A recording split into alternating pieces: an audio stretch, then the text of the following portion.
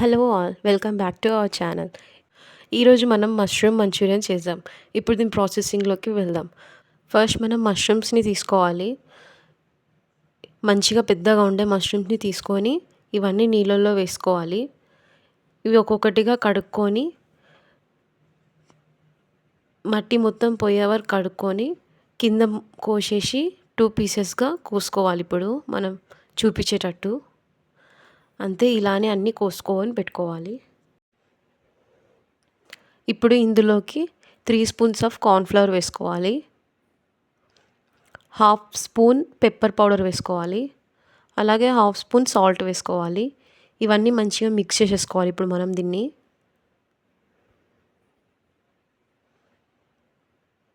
ఇప్పుడు మిక్సింగ్ అయిపోయిన తర్వాత కొన్ని వాటర్ వేసుకొని జస్ట్ కార్న్‌ఫ్లవర్ దానికి పట్టేటట్టు మాత్రమే కలుపుకోవాలి. ఇప్పుడు ఒక కడాయి పెట్టుకొని ఆయిల్ హీట్ చేసుకోవాలి. అందులో ఆయిల్ హీట్ అయిన తర్వాత మనం ఒక్కొక్క మష్రూమ్ని ఇందులో వేసేసేయాలి. విడివిడిగా వేసుకోవాలి.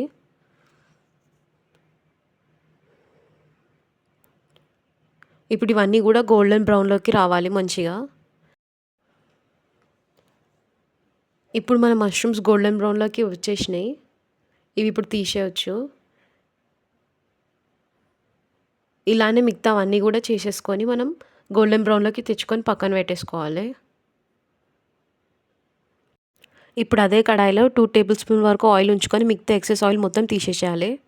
ఇప్పుడు ఆయిల్ హీట్ అయిన తర్వాత సగం కప్పు వరకు గార్లిక్ వేసుకోవాలి, చాప్ చేసింది. ఇప్పుడు అది ఫ్రై అయిన తర్వాత ఒక ఆనియన్ పెటల్స్ వేసుకోవాలి ఇలాగా. అలాగే 1 కప్ ఎల్లో క్యాప్సికమ్, అదే 1 కప్ గ్రీన్ క్యాప్సికమ్ వేసుకోవాలి. అలాగే 3 గ్రీన్ చిల్లీస్ వేసుకోవాలి. కొంచెం కరివేపాకు కూడా వేసుకొని ఇవన్నీ మిక్స్ చేసేసుకోవాలి. ఇప్పుడు మనం ఈ ప్రాసెస్ అంతా మనం హై ఫ్లేమ్ మీదనే చేసుకోవాలి మొత్తం.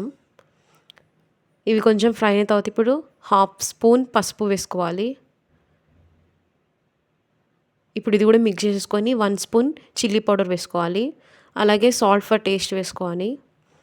ఇప్పుడు ఇవి కూడా మిక్స్ చేసుకొని ఫ్రై చేసుకోవాలి. ఇప్పుడు ఇది తర్వాత 2 స్పూన్స్ వెనిగర్ వేసుకోవాలి. అలాగే 2 స్పూన్స్ సోయా సాస్ కూడా వేసుకోవాలి. ఇప్పుడు ఇవి టాస్ చేసుకోవాలి మంచిగా. ఇప్పుడు కొన్ని వాటర్ కూడా వేసుకోవాలి మనం.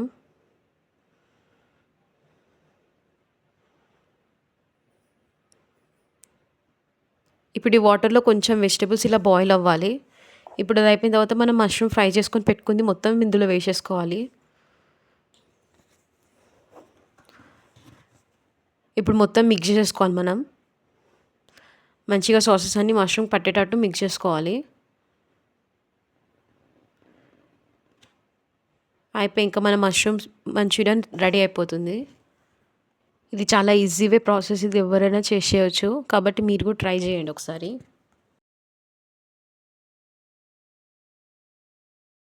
ఇప్పుడు కొంచెం కొత్తిమీర వేసుకొని కలిపేసుకొని దింపేసుకోవాలి. ఇంకా అయిపోయింది మన మష్రూమ్ మంచూరియన్.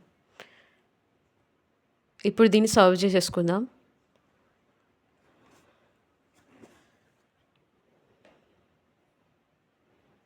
ఇప్పుడు మన మష్రూమ్ మంచూరియన్ అయిపోయింది. మీరు కూడా ట్రై చేయండి. ట్రై చేసి ఎలా ఉందో కామెంట్ చేయండి, చెప్పండి.